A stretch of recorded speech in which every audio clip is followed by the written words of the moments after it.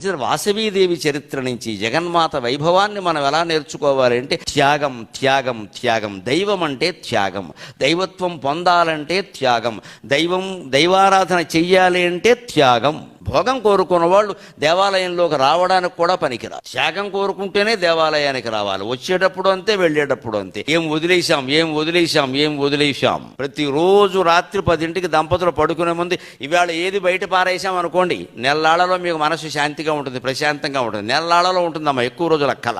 30 రోజుల్లో 30 వస్తువులు బయట పారేయండి. మేము కూర్చుని అంతే. ఏదైనా కొత్త వస్తువు వచ్చిందంటే ఇంట్లోకి పాత వస్తువు వెళ్ళిపోవాలి, ఉండనివ్వండి. అవి ఇంట్లో చేర్చేసి అటకలన్నీ నింపేసి చివరికి అవన్నీ ఇక్కడే ఉంటాయి, ఈ కళేబరాన్ని బయటికి ఇడిచేస్తారు. ఎందుకు పోగేసుకుంటున్నాం ఇదంతా? ఇది రావాలి అంటే అమ్మవారి చరిత్ర నిజస్వరూపం తెలుసుకోవాలి. మనం ఏ దైవాన్ని ఆరాధిస్తున్నా ఆ దేవతా చరిత్ర విన్నప్పుడు మనం ఎలా ఉండాలో నేర్చుకోవాలి. ఊరికి ఆరాధిస్తే మనకేదో వస్తుంది కాదండి. ఆరాధన ముఖ్యం కాదమ్మా, ఆచరణ ముఖ్యం.